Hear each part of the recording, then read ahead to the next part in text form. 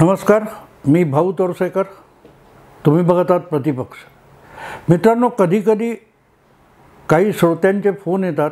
तसा माझा फोन मी सहसा इथे छापत नाही, दाखवत नाही, पण कुठून ना कुठून माझा नंबर काही लोक मिळवतात आणि माझ्याशी संपर्क साधतात. अनेकदा इतके फोन घेणं शक्य नसतं,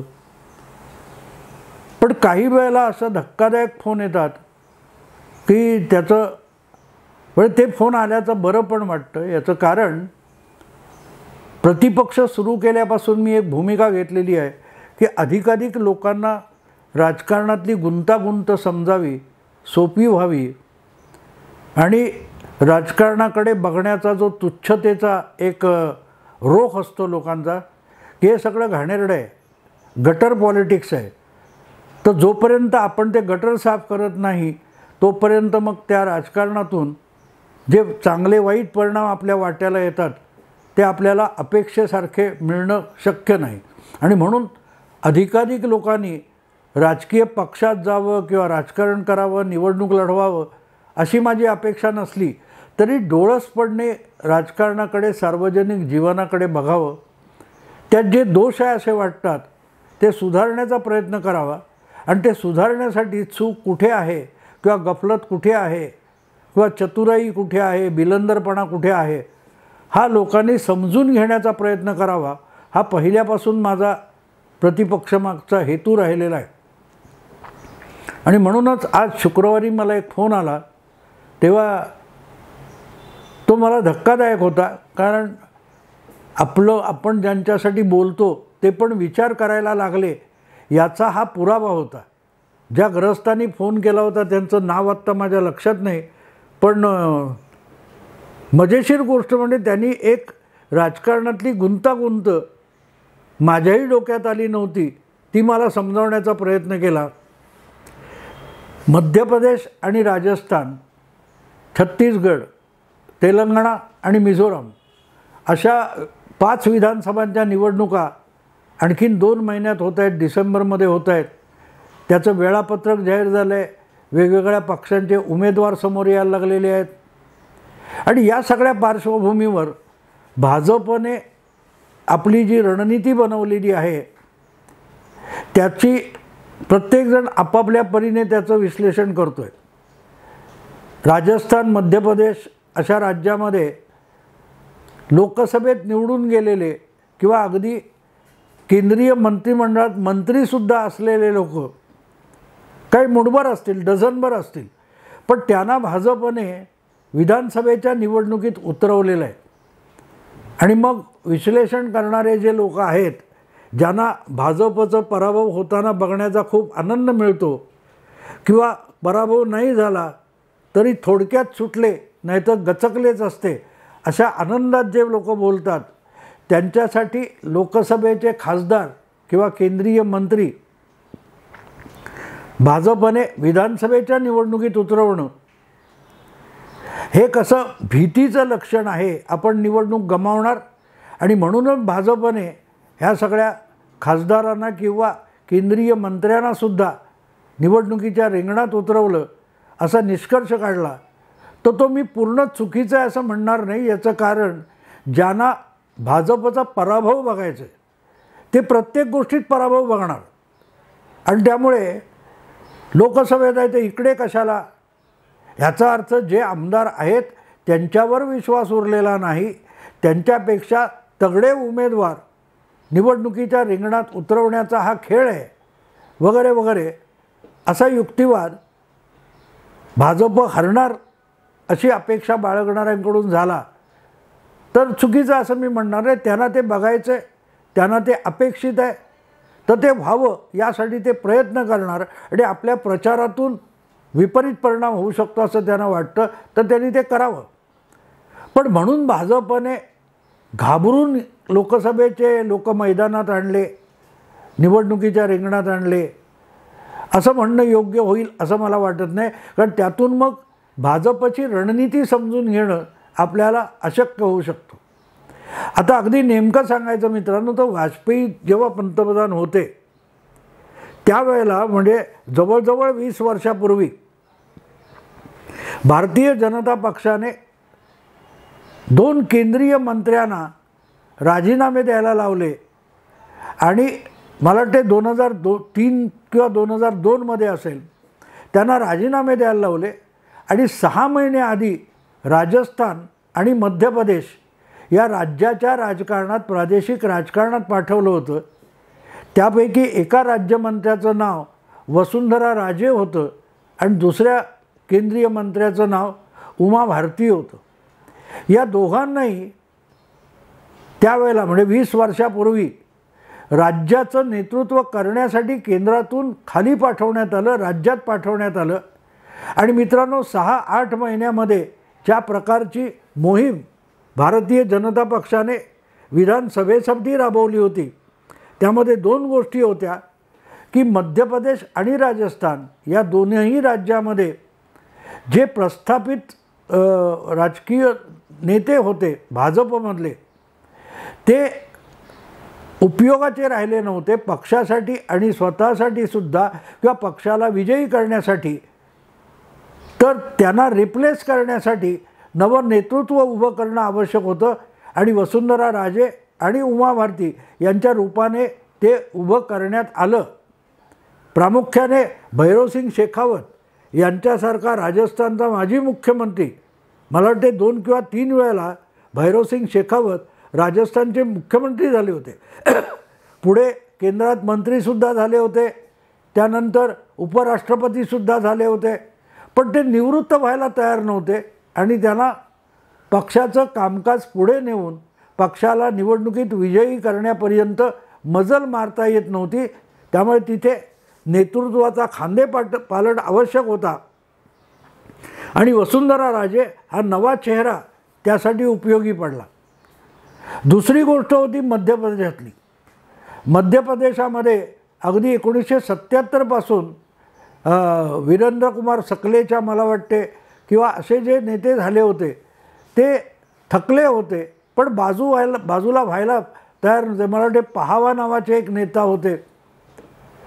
त्यानंतर मध्य प्रदेशात भाजपचं लोकमत चांगलं असलं, मतांची व्होट बँक असली तरी नेतृत्व नव्हतं. आणि नेतृत्व नसेल तर सुपीक जमीन पण पडीक राहिल्यासारखं होतं. आपण दिल्लीमध्ये बघतोय लागोपाठ 2 निवडणुका केजरीवाल निर्विवादपणे जिंकले. लोकसभा भाजप जिंकतो आणि विधानसभेमध्ये भाजपला 15-20 जागा मिळवता येत नाही, बहुमत दूरची गोष्ट. याचं कारण खुराणा आणि त्यानंतर मला वाटतं वर्मा म्हणून होते.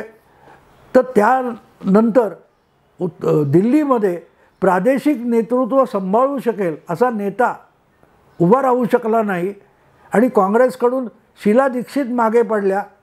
त्याचा फायदा घेत केजरीवाल हे दिल्लीची विधानसभा काबीज करत राहिलेले आहेत. आणि तीच गोष्ट मध्य प्रदेशमध्ये असते, राजस्थानमध्ये असते, महाराष्ट्र, कर्नाटक किंवा कुठेही असते. तुम्ही एक बुजगावणं आणून मुख्यमंत्री करू शकत नाही.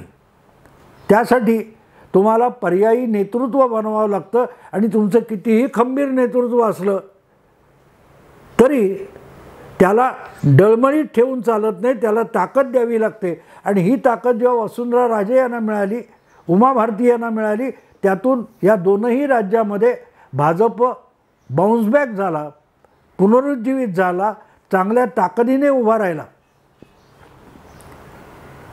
त्यामुळे आज जर कोणाला खासदार किंवा केंद्रीय मंत्री हे राज्यातल्या निवडणुकीसाठी पाठवून देणं हे घाबरल्याचं लक्षण म्हणायचं असेल तर त्यांनी जरूर म्हणावं.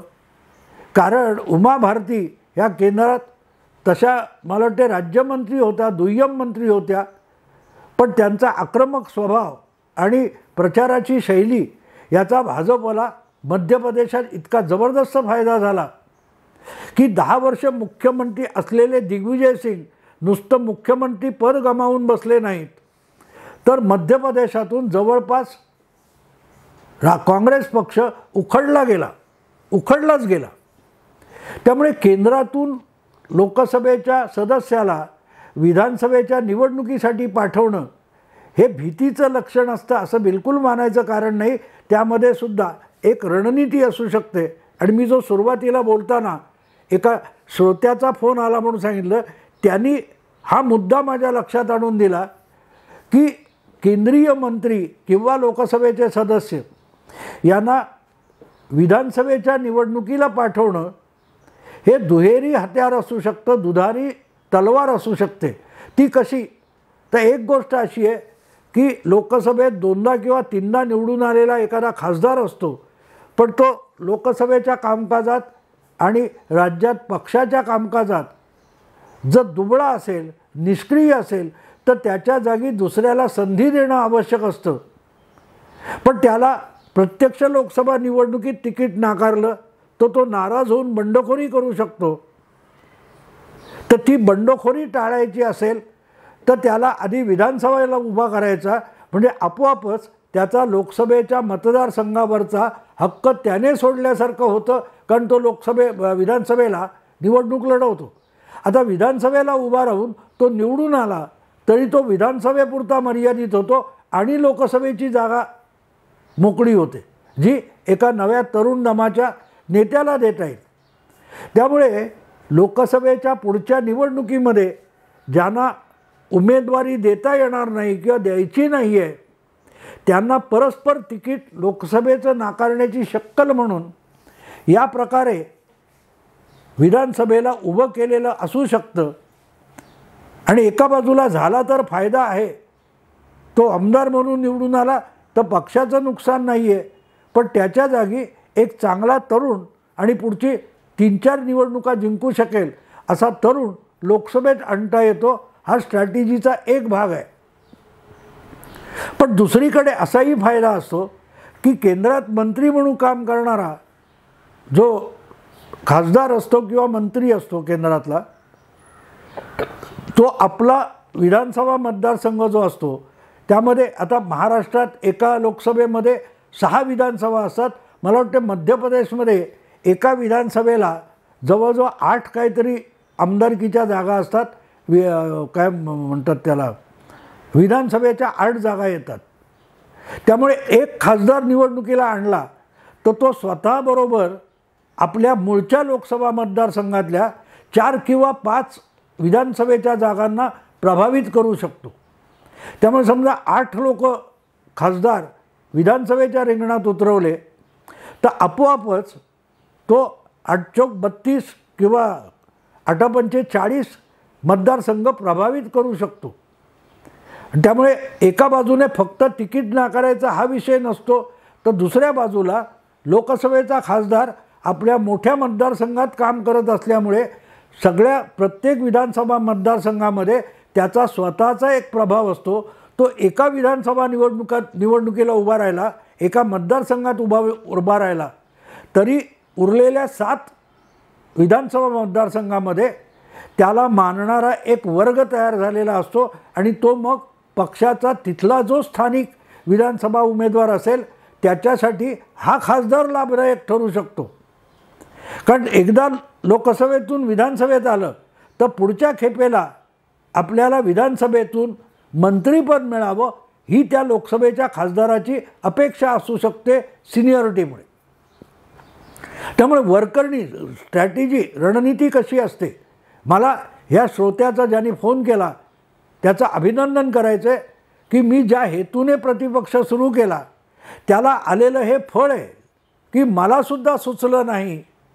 अशी रणनीती त्या सगळ्या घडामोडीमध्ये हा माणूस बघू शकत असेल ज्याने फोन केला, तर त्याचं कौतुक मी एवढ्यासाठी करीन की तो अर्थातच एवढं सगळं भाजपच्या बाबतीत फायदेशीर दाखवणारा माणूस आहे, म्हणजे तो भाजप समर्थक असणार यात शंका नाही.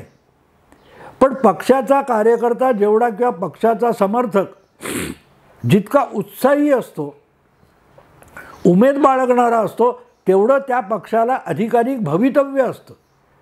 त्यामुळे पक्षाने ठरवलं की त्यामध्ये सकारात्मक गोष्ट शोधणारा कार्यकर्ता हा पक्षाला कायम लाभदायक ठरतो. त्याच्या उलट पक्षाच्या चुकांवर सुद्धा पांघरून घालणारा, म्हणजे कुठलीही रणनीती डावपेच त्यात नसताना सुद्धा त्यावर पांघरून घालणारा किंवा त्याचंही खोटं कौतुक करणारा हा पक्षाला अपायकारक कार्यकर्ता किंवा समर्थक असतो. मला या माणसाचं कौतुक एवढ्यासाठी वाटलं की हे मी बातम्या वाचल्या होत्या, ऐकल्या होत्या, पण त्यातलं गांभीर्य माझ्या लक्षात आलं नव्हतं. ते या श्रोत्याने माझ्या नजरेस आणून दिलं. मला त्याचं अभिनंदन करायचं. आणि मी सातत्याने सगळ्यांना सांगतो की तुम्ही राजकारण समजून घेण्याचा प्रयत्न करा, तर आपल्या आयुष्याला प्रभावित करणाऱ्या राजकारणाला कुठची दिशा द्यावी असं कृती करू शकणारा आपल्या साध्या मतातून किंवा आपल्या परिसरात बोलणाऱ्याकडून, तर तो प्रभाव आपोआप मतदानावर होतो आणि मतदानातून सत्तेत येणाऱ्या किंवा विरोधात बसणाऱ्या पक्षावर पण तुमच्या मताचा प्रभाव पडतो. त्यामुळे पक्षांनी एखादी भूमिका घेतली तर त्यातल्या चुका किंवा योग्य गोष्ट, सकारात्मक गोष्ट शोधणारे लोक हे फार महत्त्वाचे असतात. हे नागरिक असे वाढतील तेवढी लोकशाही प्रगल्भ होऊ शकते. आणि म्हणून भाजपची ही रणनीती जी आहे ती मला वाटतं बरंचसं त्यात तथ्य आहे.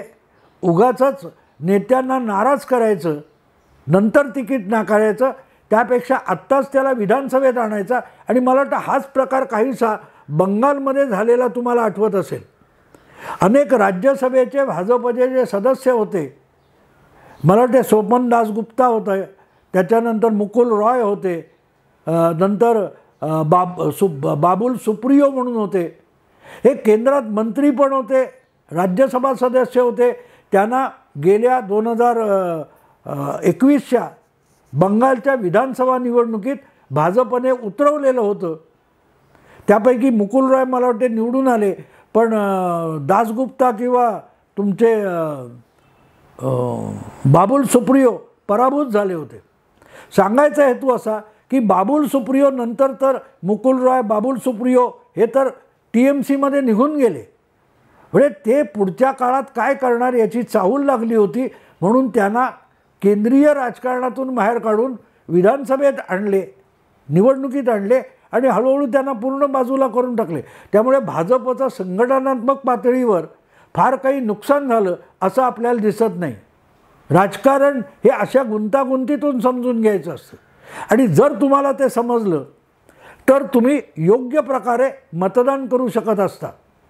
तुम्ही भाजपचे समर्थक असाल, पण तरी भाजपच्या वाटेल त्या भूमिकेचं मी समर्थन करणार नाही. देशासाठी आणि समाजासाठी जेवढा भाजप उपयोगी असेल तेवढंच मी समर्थन करेन. पण भाजप जर चुकीच्या भूमिका घेणार असेल तर मी भाजपचा समर्थक म्हणून भाजपच्या विरुद्ध देखील मतदान करू शकलो पाहिजे, तर मी जागरूक नागरिक असतो. आणि जागरूक नागरिक ज्या पक्षाकडे अधिक असतात त्या पक्षाचं आपोआपच कल्याण होत असतं. कारण राहुल गांधी ज्या प्रकारे पक्षाचं नुकसान करत गेले, उद्धव ठाकरे ज्या प्रकारे आपल्या पक्षाचं आपल्या अहंकारापायी नुकसान करत गेले, तरीही त्यांच्या मागे राहिलेल्या बहुतांश निष्ठावंतांनी शिवसेनेचं किंवा काँग्रेसचं नुकसान केलेलं आहे. हे लक्षात घ्या मित्रांनो. नेता चुकत असेल तर त्याच्या चुकीचं समर्थन तुम्ही करता, तेव्हा तुम्हाला आवडलेला पक्ष आणि त्याची भूमिका याचा विनाश करायला तुम्ही मदत करत असा. आणि म्हणून राजकारण समजून घेतलं पाहिजे. ते फक्त मतदानापुरतं असता कामा नये. तर आपल्या आवडत्या पक्षालाही ट्रॅकवर ठेवणं हे त्याचा समर्थक आणि नागरिक करू शकतो. मला ज्या श्रोत्याचा फोन आला, दुर्दैवाने मला त्याचं नाव आठवणीत नाही आहे, पण त्याने समोर आणलेला मुद्दा कौतुकास्पद आहे. आणि म्हणून मी तोच धागा पकडून हा विषय केला की कशी रणनीती शोधता येते, कशी रणनीती शोधता येते जी मलाही समजली नाही. मी शिकवायचा प्रयत्न करतो, पण एका श्रोत्याने सुद्धा मला त्यातली सकारात्मकता दाखवली. त्याचं अभिनंदन करून थांबतो. तुम्हालाही आवडलं लाईक करा, शेअर करा, सबस्क्राईब करा. नमस्कार.